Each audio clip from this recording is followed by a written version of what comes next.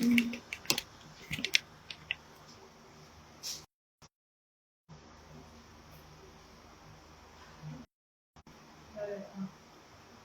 también los datos. No sé.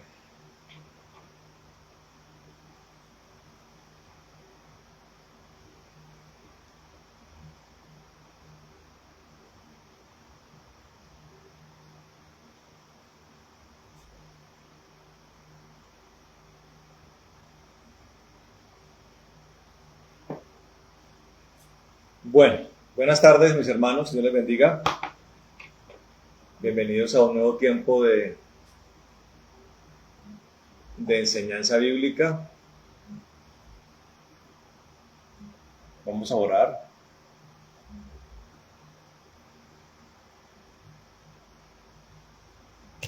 Vamos a orar mis hermanos, mientras los hermanos se van conectando.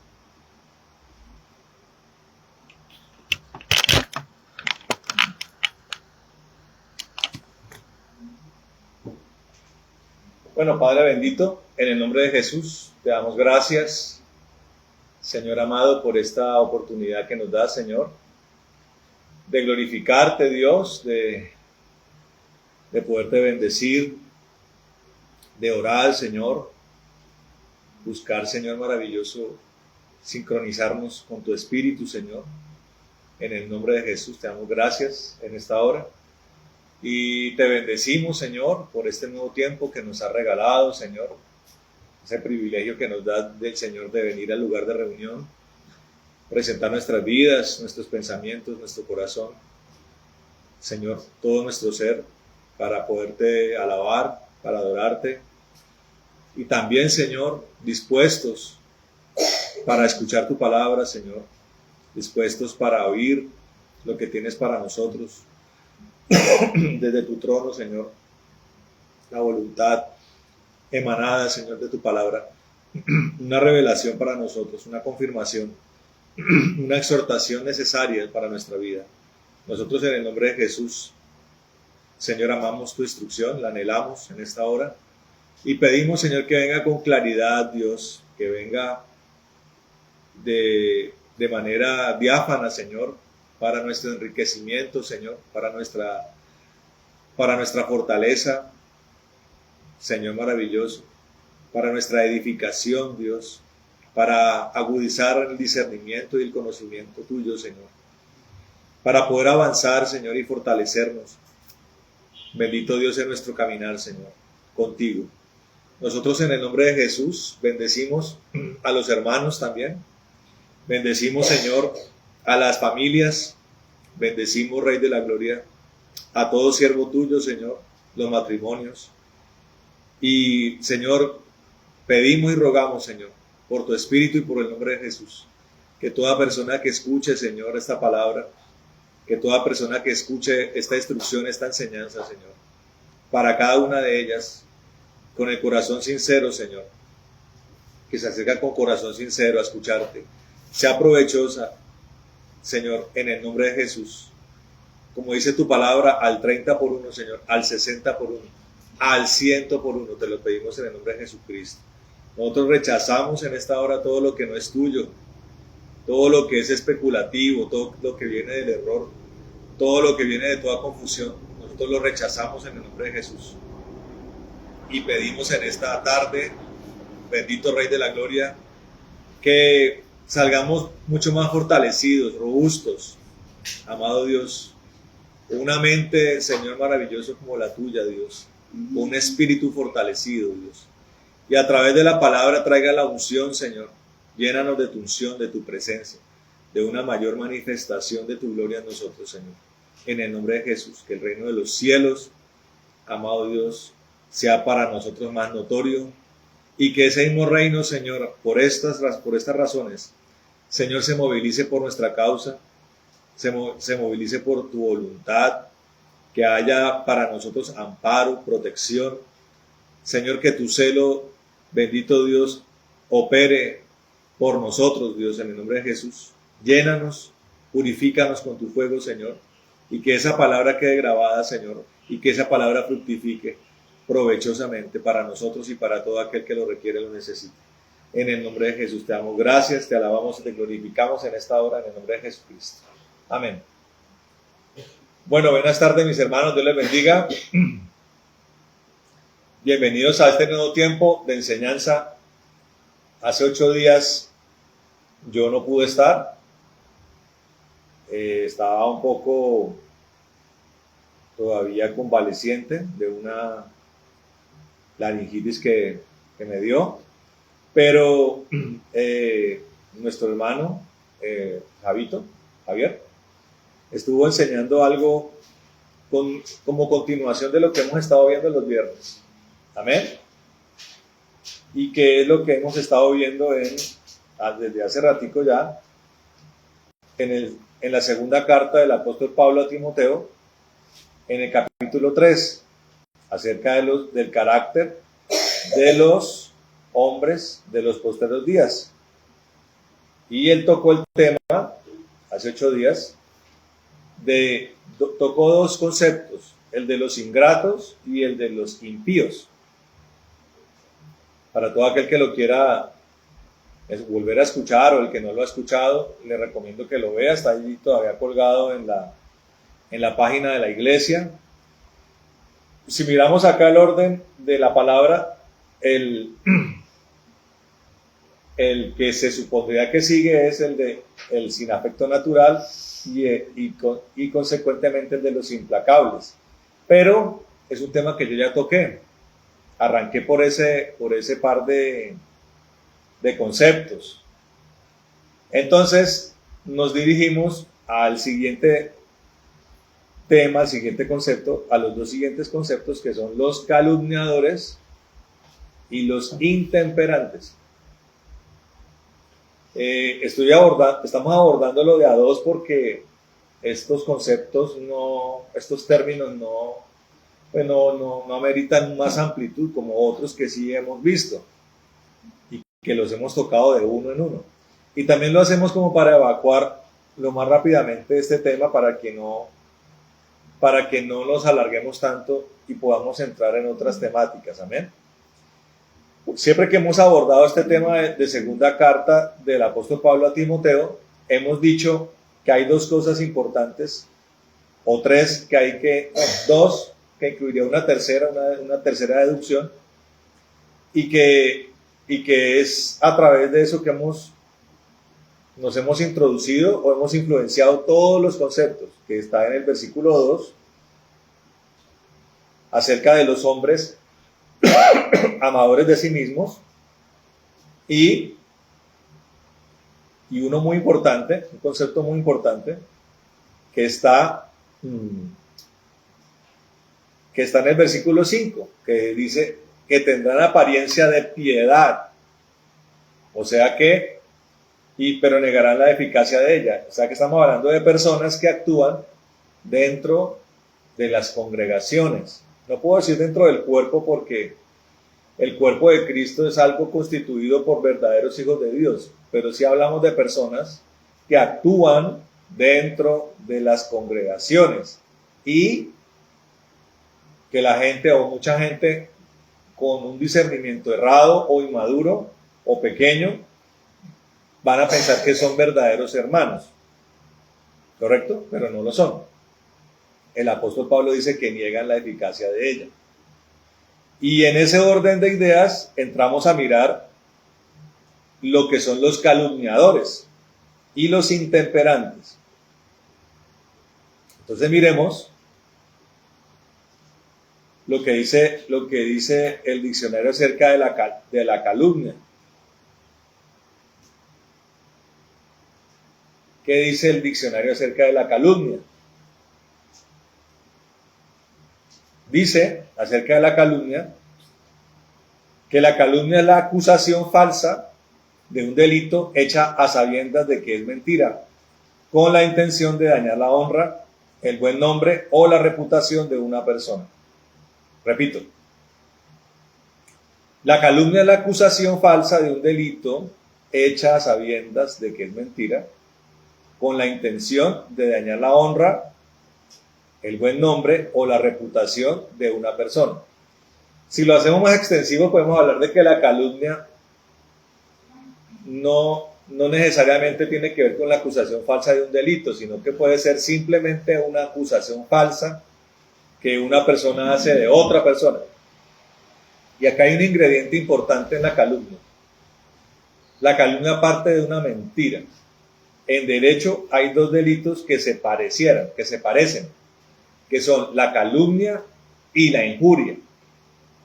La diferencia entre la calumnia y la injuria es que la calumnia parte de una falsedad. La injuria proviene de una verdad, pero que es utilizada para la destrucción de la reputación de una persona, como por ejemplo algo de su pasado, ¿no? O un evento que la persona tuvo desafortunado y que lo ponen en Vox Populi para destruir la reputación de una persona. Esa es la injuria. Pero la calumnia sí parte de una mentira, de una falsedad. De una falsedad. Allí entonces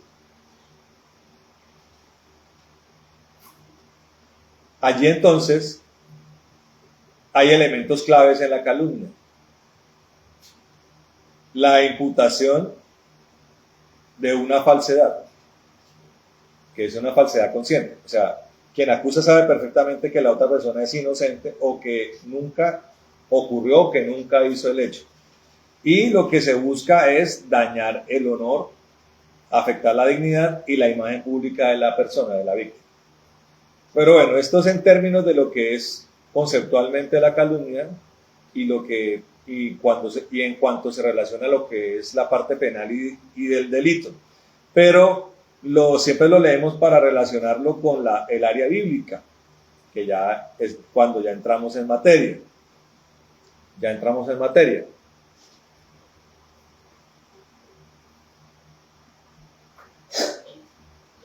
¿Por qué? ¿Por qué estoy hablando hoy de la calumnia y de la intemperancia? Porque analizando estos dos errores, estas dos acciones repudiables, veo que son dos acciones que se caracterizan por la dureza del corazón de la persona que lo ejecuta, que lo hace. Y además que la calumnia y la intemperancia se caracterizan por ataques verbales destructivos que tienen además una falta total de autocontrol en los deseos y pasiones. Cuando vemos estas características, podemos volver a recordar lo que el apóstol Santiago dice en su cuarto capítulo, en su carta en el cuarto capítulo. Él hace una pregunta, y eso la hemos visto en algunas enseñanzas, acerca de lo que es la amistad con el mundo. El título que tiene es la amistad con el mundo. Pero él hace una pregunta, dice, ¿de dónde vienen las guerras y los pleitos entre vosotros? ¿No es de vuestras pasiones, las cuales combaten en vuestros miembros? Codiciáis y no tenéis, matáis y ardéis de envidia y no podéis alcanzar. Combatís y lucháis, pero no tenéis lo que deseáis, porque no pedís y no recibís, porque pedís mal para gastar en vuestros deleites. Oh almas adúlteras, ¿no sabéis que la amistad con el mundo es enemistad contra Dios? El apóstol Santiago habla de una enemistad contra Dios y una amistad con el mundo. Son actitudes, cuando lo relacionamos con el capítulo 4 de Santiago, estamos hablando de cosas reprobables que operan dentro del cuerpo de Cristo, cosas que suceden dentro del cuerpo de Cristo y que nosotros tenemos que combatir. Una de las cosas que nosotros aquí en la congregación nosotros repudiamos muchas cosas, ¿no? Sobre todo las cosas que Dios repudia, pero hay cosas que sabemos que son muy dañinas dentro de la congregación. Son cosas como la murmuración, por ejemplo, cosas como la calumnia y los desbordes pasionales, las actitudes violentas y descontroladas de los miembros de una congregación. Eso trae mucha destrucción. tiene que ser combatido. Y en este orden de ideas, nosotros lo estamos haciendo, estamos combatiéndolo desde lo doctrinal. O sea, tenemos que tenerlo claro desde la doctrina. Estamos hablando de actitudes que reflejan una dureza de corazón. Un corazón duro es un corazón que no tiene a Dios, ¿correcto? Y esos comportamientos destructivos laceran el cuerpo de Cristo, lo fracturan, lo fisuran, lo deterioran. Vamos a mirar entonces cuál es el significado profundo o más profundo del concepto de calumniadores e intemperantes, o de calumniadores y los intemperantes. Y lo hemos estado haciendo desde el griego original. Entonces, la primera palabra es calumniadores. La palabra calumniador viene del término griego diaboloi, que es una palabra, pues, que mire, es una palabra que proviene o se deriva de la palabra diablo, ¿sí? Ella se deriva directamente de la palabra diablo. Entonces, desde el griego, la palabra calumniador es diaboloi, así como usted lo oye, con B larga, diaboloi, con Y al final, con Y latina, perdón, al final. Dice el sustantivo plural, o sea, diaboloi es plural, o sea, es realmente calumniadores, como lo dice allí el texto, lo dice en plural. Entonces el sustantivo plural, diaboloi, proviene del verbo griego diabaló o diabayó.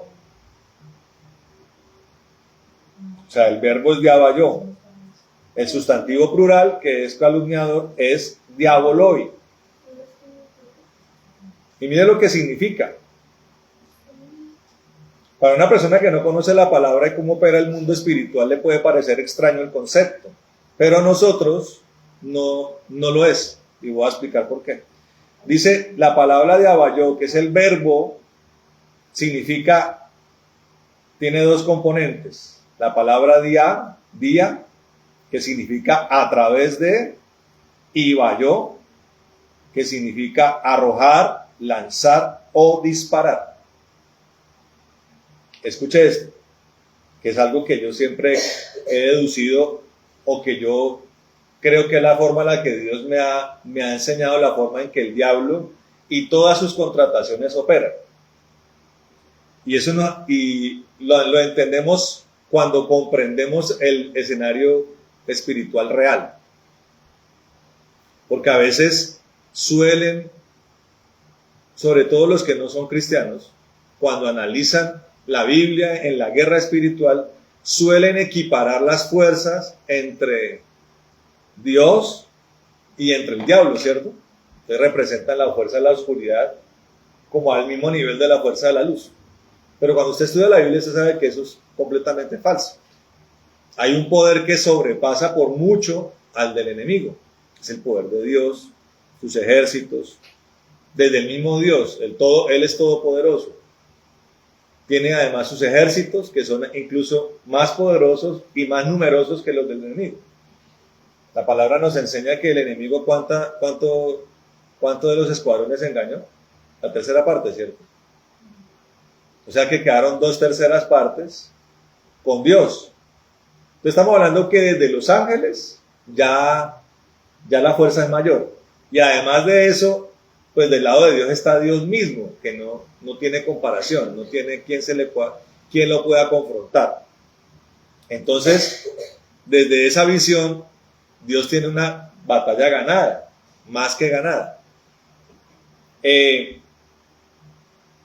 Entonces hay que mirar que no hay una equiparación, ¿correcto? Y que lo que Dios ya estableció, lo que Dios ya dictaminó, eso va a pasar. Hubo una derrota que se le propinó al enemigo desde que fue destituido de la gloria de Dios. O sea, desde que él cae como un ángel caído, valga la redundancia, él y todas sus contrataciones fijaron su destino, que fue sellado y consumado en el escenario de la cruz del Calvario. Eso le puso sello, punto. Fue dictada una sentencia definitiva contra el enemigo. Y se cumplirá. el enemigo será lanzado con todas sus contrataciones a un lugar llamado el lago de fuego de azufre, el dragón, el falso profeta, el anticristo, la muerte, el Hades y todos los demonios de tamaños y de estaturas espirituales, todos van a caer al lago de fuego de azufre. Y todos los hombres que se rebelaron contra Dios, aquellos que son resucitados en la segunda resurrección, dice la palabra, ¿cierto que sí? Eso está claro.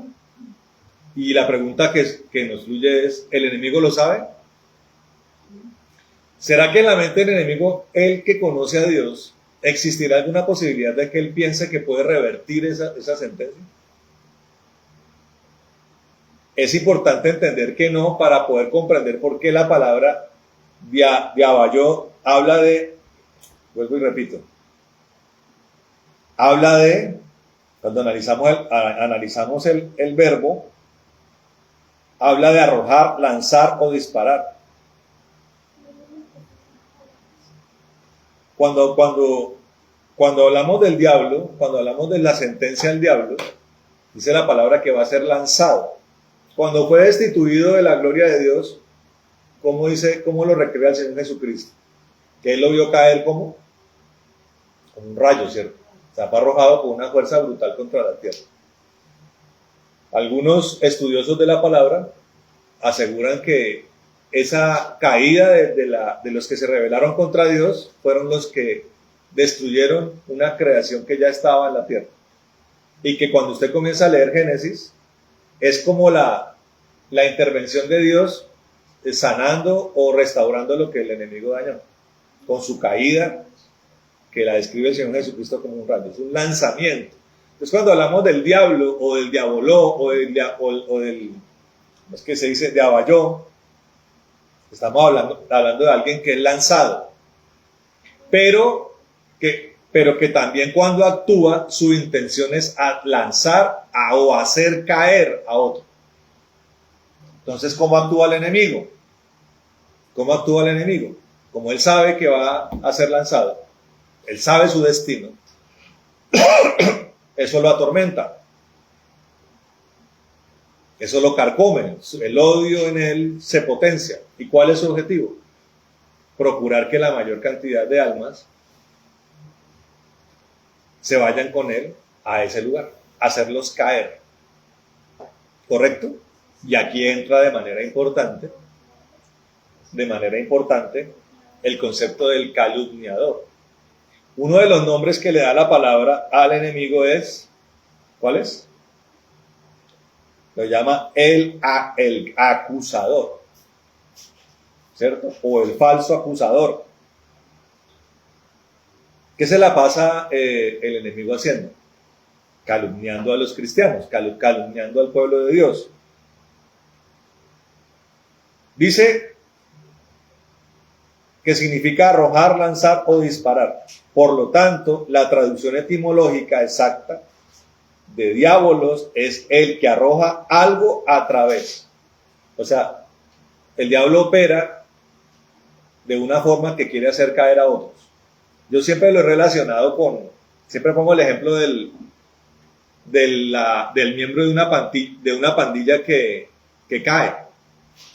Hay algo que se llaman el silencio, hay una serie de códigos que los delincuentes tienen, donde muchos callan para no volverse soplones. Usted lo ha visto en las películas y cuando usted ve casos policíacos. Pero hay otros que tienen un comportamiento de que yo no caigo solo, de que si yo caigo, caen todos. El diablo opera en esa dimensión de comportamiento. Yo no quiero irme solo para el lago de fuego. De hecho, ya se cargó una tercera parte de los ángeles. Pero a eso sumado, el odio que tiene contra la humanidad. Entonces, el propósito del enemigo es hacer caer a la humanidad o a la mayor cantidad de seres humanos y almas al lugar donde él va a ser arrojado.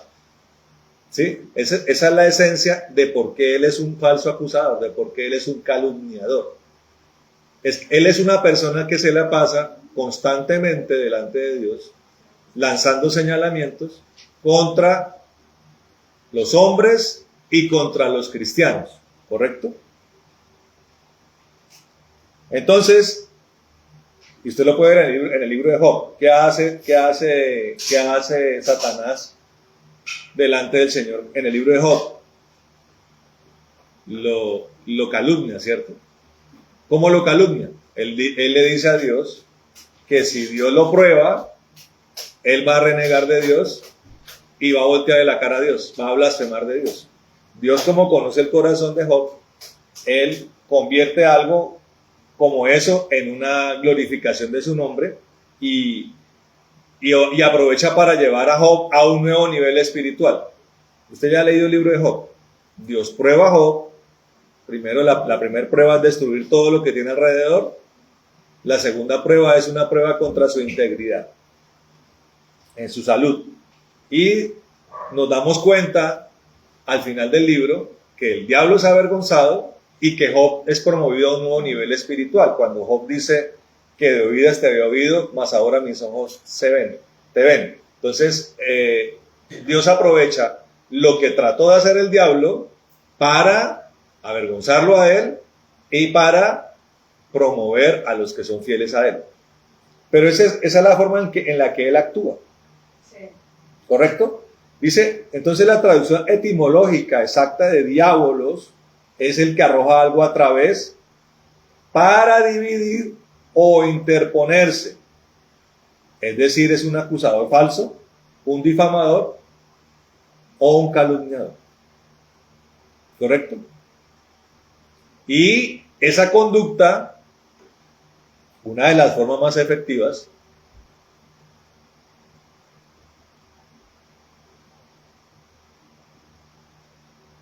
hay que entender que el diablo no es omnipresente, ¿no? O sea que la audiencia que tuvo el diablo con Dios respecto a Job, no puede uno decir que la ha tenido con todos los habitantes de la tierra. Entonces él tiene una forma en la que actúa.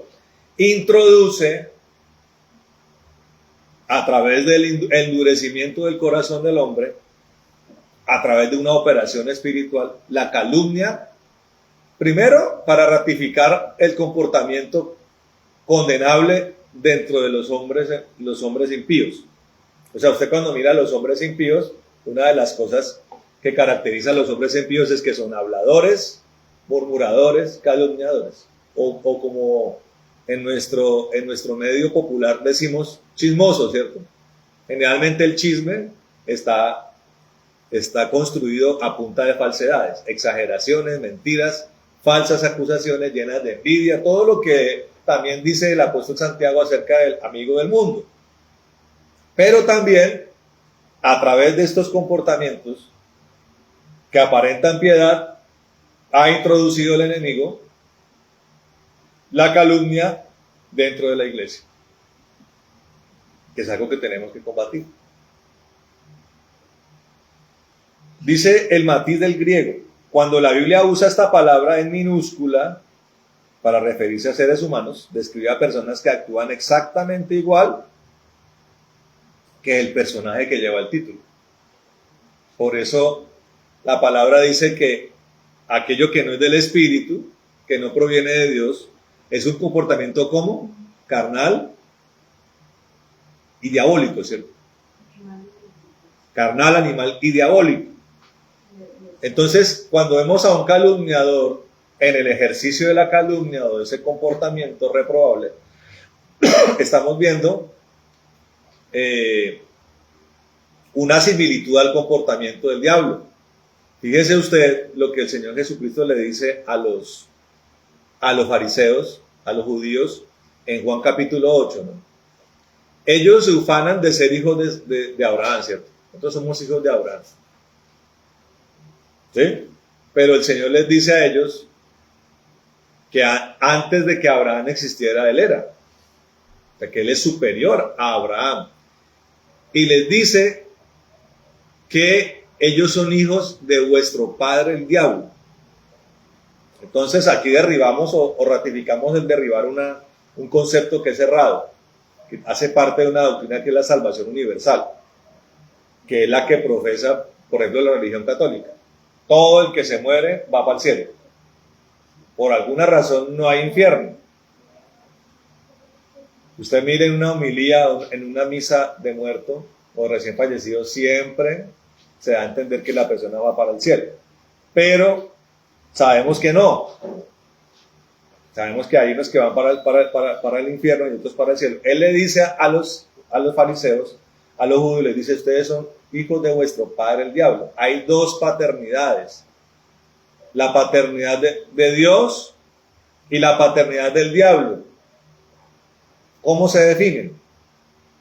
Por cómo yo me comporto. Amén. Por cómo yo me comporto. ¿Cómo hacemos para saber si alguien es hijo de Dios? Hay dos cosas que se necesita tener. La palabra de Dios dice que no nos sintamos nosotros contentos porque en nosotros operen los dones, ¿cierto que sí?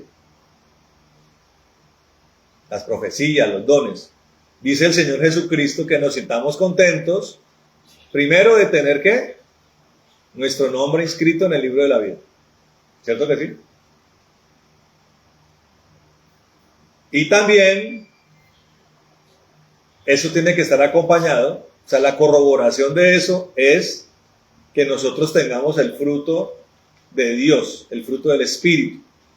Si en nosotros está el fruto del Espíritu, y obviamente pues estamos escritos en el nombre de la vida, en el libro de la vida, el libro de la vida, entonces podemos decir que somos hijos de Dios. Nuestros comportamientos son como los de Cristo. Estas cosas las aprendemos para entender en qué comportamiento no debemos operar y hacia qué comportamiento nos tenemos que dirigir, ¿cierto? Si hablamos de calumnia, tenemos que entender que los verdaderos hijos de Dios no se mueven en la calumnia, se mueven en la verdad, se mueven en la justicia, se mueven en el amor, en la misericordia. ¿Sí? Entonces, estamos hablando de que el matiz que el griego da es que los que calumnian se comportan como el diablo. Un diabolos es alguien que usa el chisme malintencionado, la mentira y la distorsión de la verdad como proyectiles para asesinar la reputación de otros. Amén. Recuerden que la palabra llama homicida al calumniador. ¿Cierto que sí? La palabra llama homicida al calumniador. O sea, calumniar, atentar contra la dignidad, contra la reputación de un hermano, en el caso del cuerpo de Cristo, o de la congregación, o el que dice que es hermano, es un atentado contra la vida misma del hermano. Dios llama homicida al calumniador, porque su intención es la destrucción. Cuando alguien atenta contra la dignidad, el honor, la reputación, la integridad psicológica, emocional, espiritual de un hermano, su deseo es su destrucción, su muerte espiritual, su opacamiento espiritual. Entonces, vemos que la conducta del calumniador es como la conducta de Caín. ¿Cuál es el propósito del calumniador? Matar espiritualmente a un hermano. Minar de dardos, de mentira y de acusación falsa a aquel que considera hermano. Utiliza entonces la mentira, el chisme, la distorsión de la verdad, y su objetivo final no es solo hablar mal por hablar, es separar a la gente, destruir amistades y romper familias, sembrando desconfianza a través de la calumnia. Destrucción. En otra parte de la palabra, el Señor lo llamará como mutiladores del cuerpo, ¿cierto? Mutiladores del cuerpo. Ese es el chismoso. Perdón, ese es el calumniador. El segundo concepto que estamos mirando en la palabra es el de los intemperantes. Como hicimos con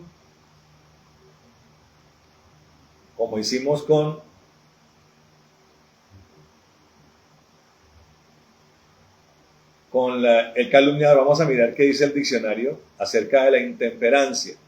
Dice: La intemperancia es la falta de moderación, mesura o autocontrol. Dice, se define principalmente como la falta de templanza en las acciones, deseos, pasiones o hábitos diarios. ¿Qué dice aquí el significado del griego? Dice, la palabra que se utiliza desde el griego es la palabra akrateis, con K, A-K-R-A-T-E-I-S. En las Biblias en español se traduce como intemperantes o incontinentes y describe una alarmante falta de dominio propio.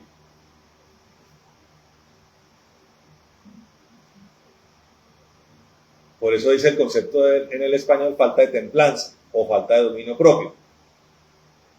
Se compone de dos raíces. La raíz A, usted ya sabe que es un prefijo negativo que es sin, y la palabra kratos, que significa fuerza, poder o dominio.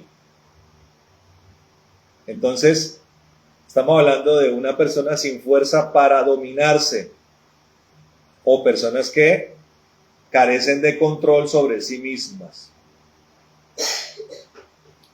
El matiz del griego describe a una persona que es esclava de sus propios impulsos, pasiones, apetitos o temperamento.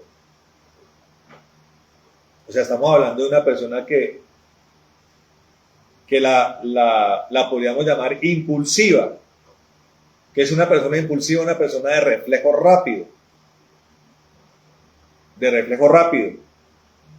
De impulso rápido. Una persona flemática, de reacción rápida. Pero tiene un agravante. Y usted lo puede comparar con un término que más adelante podremos mirar, que se llama el impetuoso. El impetuoso se puede asimilar en la reacción rápida y violenta, no solamente una reacción rápida y violenta, con fuerza. Generalmente la persona que reacciona rápidamente es una persona que reacciona con violencia, reacciona con fuerza. La diferencia con el impetuoso, que reacciona con fuerza, con briosidad, y el intemperante es que el intemperante tiene una clara falta de dominio propio, o sea, la reacción demuestra mucho su debilidad en la templanza. Y el otro ingrediente que lo hace realmente grave, siendo ya grave, o sea, la intemperancia, la base de la intemperancia y de la impetuosidad son graves. La palabra siempre nos habla a ser pacientes, mesurados, lentos en responder, ¿sí? Lentos para la ira, dice la palabra.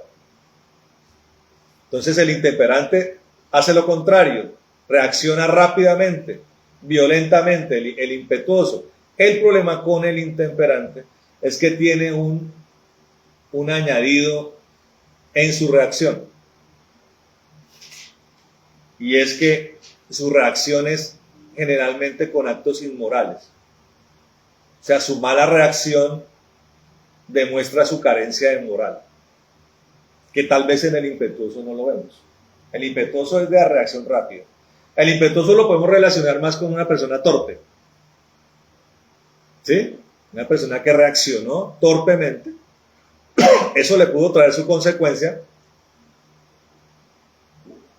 Pero el intemperante reacciona sin freno de mano emocional y de manera inmoral. Entonces describe una persona que es esclava de sus propios impulsos, pasiones, apetitos o temperamento. Los griegos usaban este término para referirse a alguien que no tenía un freno de mano. Un freno de mano emocional o moral. Si sentía deseo sexual, si sentía ira, si quería beber o gastar, lo hacía de inmediato sin medir las consecuencias. O sea, es alguien que reacciona rápidamente, violentamente, con fuerza, sin medir consecuencias y con mala intención, con intención de dañar. Su reacción va directamente a dañar, a lacerar, de manera agresiva, de manera irónica, violenta, con la intención de destruir. ¿Sí? Un Ácrates es como un automóvil que va cuesta abajo y no tiene frenos. Se deja arrastrar por cualquier viento de pasión o capricho. Perfecto. Que es básicamente, o sea, un Ácrates viene siendo las personas que sanciona el apóstol Santiago en el capítulo 4. Pasionales. ¿Sí? Entonces usted lo puede ver en los deportes, ¿no?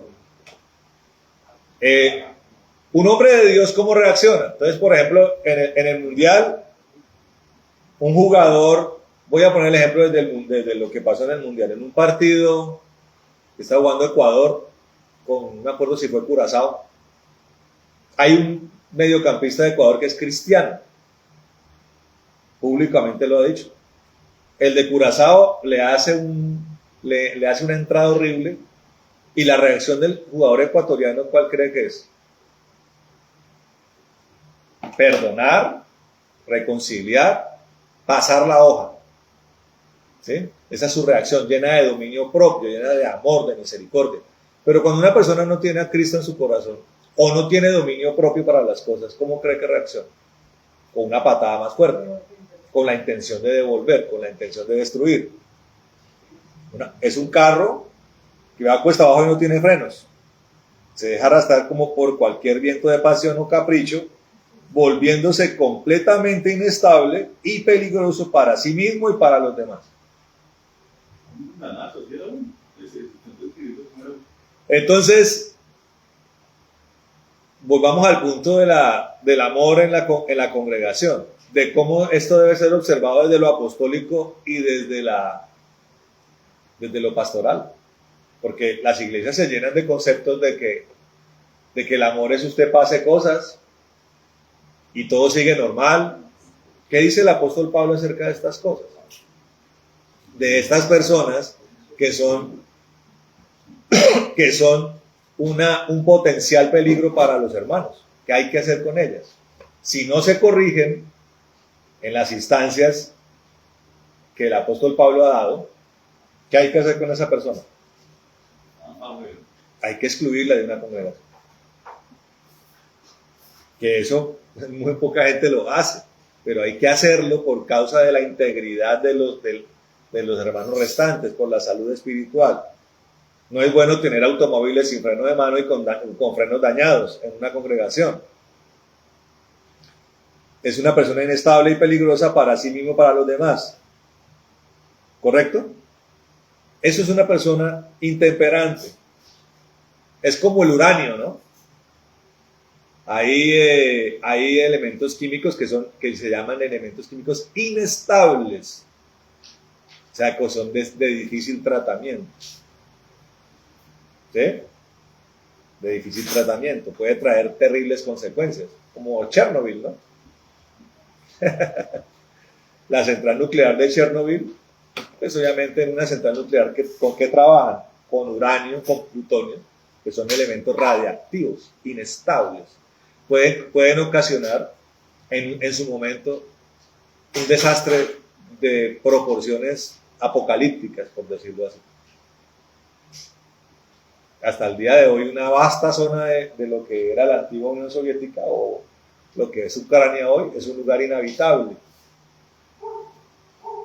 Tuvieron que sellar esa central nuclear bajo metros de acero y de cemento para aislar lo que hoy se llama todavía la pata de elefante, ¿no? Que es el lugar que explotó y que es altamente radiactivo. Entonces, imagínense tener uno de estos componentes inestables dentro de una congregación. Y quiero decirle algo, generalmente, eso no lo dice la palabra, pero cuando usted aprende acerca de comportamientos, de patología, de cosas psiquiátricas, comportamientos humanos, generalmente esto es patológico. Son cosas que rara vez usted ve un cambio. ¿Por qué lo digo? Yo alguna vez tenía una conversación, y con esto termino. Alguna vez tenía una conversación con una persona que decía, que por qué ella no cambiaba. Pastor, es que yo no cambio. Entonces yo le decía, ¿por qué? Porque a su hermano, el que tiene al lado, se le ve el cambio y a usted no. ¿Por qué, pastor? Por su resistencia al cambio. Recuerde lo que la palabra dice. ¿Cuál es la primera característica? Es que son amadores de sí mismos. O sea, tienen como punto de partida que solamente importa a ellos. Eso es lo que se conoce como crapulencia. La gente tiene como ídolo él mismo. Eso es patológico. Cuando usted ve que se proyecta en el tiempo, lo que la persona no logró o no quiso lograr en 5 años, en 10 años, o el tiempo que lleva, le puedo asegurar que no va a pasar. Y eso tiene que quitarnos un concepto de falsa misericordia. Porque es como creer que Cristo no lo pudo hacer o no lo quiere hacer. No, es porque la persona no quiere. Muchas cosas en este aspecto, especialmente en este aspecto del cambio del corazón, no ocurren por la incredulidad. Porque la persona no quiere que... La incredulidad o porque la persona no quiere que Dios actúe en su corazón. Amadores de sí mismos. Eso es un problema. Vamos a dejar hasta allí, mis hermanos, y vamos a orar.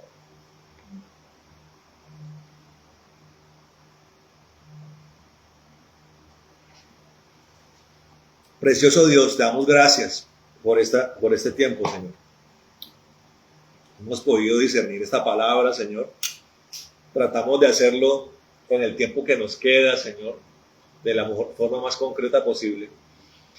Y así espero, Señor, que mis hermanos lo entiendan de la manera más práctica.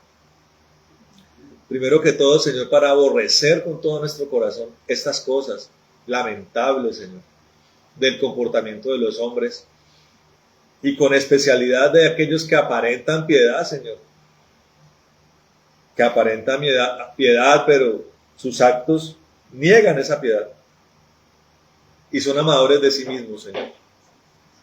Bendito Dios. Señor, ayúdanos, Dios, a aborrecer esto y a que en nosotros no hayan vestigios de estas cosas, Señor. Que las rechacemos, Señor maravilloso, con toda nuestra fuerza, que al mismo tiempo que te amamos con toda nuestra fuerza y mente y corazón y alma, rechacemos estas cosas con todo nuestro ser, Señor.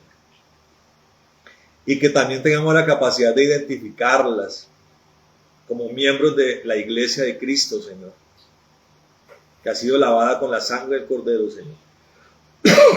Y hemos recibido el Espíritu Santo.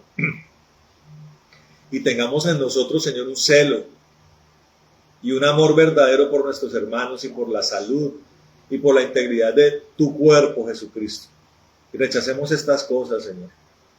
Y las expulsemos, Señor, desde la instrucción, pero también desde la operación, desde la autoridad, Señor, que nos corresponde como miembros del cuerpo y como pastores, Señor, y siervos tuyos. Señor, te pedimos que esta palabra, Rey de la Gloria, nos invite a anhelar, Señor, las cosas superiores, el fruto del Espíritu, Señor, andar en tu unción, andar en tu poder, andar en santidad, con un corazón libre de toda maldad, Señor, purificado, con una mente renovada, Señor, despreciando todo amor por nosotros mismos, Señor, y más bien actuando como tú actúas, Jesús. Amado Señor, despojándonos de lo malo, despreciando todo aquello que tú repruebas y aborreces, y anhelando lo superior, Señor, y perseverando en esto, Señor, en el nombre de Jesús. Que esta palabra fructifique, Señor, en los corazones, y que tu poder, Espíritu de Dios, actúe en nosotros, Señor, como un río poderoso, removiendo, Señor, y estableciendo un reino que brota, que emana desde nuestro corazón, Señor. En el nombre de Jesús. Te damos gracias y que en esto sean benditas las congregaciones y que en esto sean benditas las familias, los matrimonios y cada hermano en el nombre de Jesús. Te damos gracias. Nosotros te alabamos y te bendecimos En esta hora, en el nombre de Jesús, te pedimos que nos lleves en paz, en bendición a nuestros hogares, que esta sea una noche de paz, una noche de tranquilidad, llena de tu presencia, Señor. Atamos toda retaliación y venganza, furia de las tinieblas. Oramos como lo hizo Aarón, que tú nos bendigas y nos guardes, Señor, haga resplandecer tu rostro sobre nosotros, ten de nosotros misericordia, alces tu rostro sobre nosotros y coloca en nosotros paz. En el nombre de Jesús, atamos todo espíritu de satanismo, brujería, error, confusión, Señor, todo espíritu de violencia, todo espíritu de calumnia, todo espíritu de intemperancia, todo espíritu, Señor, de rebelión, de anarquía, espíritus, Señor maravilloso, de división, contienda, y todo esto lo echamos al abismo en el nombre de Jesús. Toda arma que se ha levantado contra nosotros, también así sea destruida, en el nombre de Jesucristo. Que tú nos llenes de tu gozo, Señor, de tu paz, que tú acampes alrededor nuestro defendiéndonos. Que el reino de los cielos se movilice en nuestro entorno, Señor. Tu columna de fuego y tu chequina nos acompañen, Señor. En el nombre de Jesucristo. Te damos gracias, Señor. Atamos todo caballero de la noche de Morfeo, todo espíritu tormentoso, y lo echamos al abismo en el nombre de Jesús. Oramos como lo hizo Jabes, que tú nos bendigas, que ensanche nuestro territorio, que tu mano esté con nosotros y nos libre de todo mal para que no nos dañen en el nombre de Jesús. Amén y amén. Bueno, mis hermanos, Dios les bendiga y Dios les guarde. Amén y amén.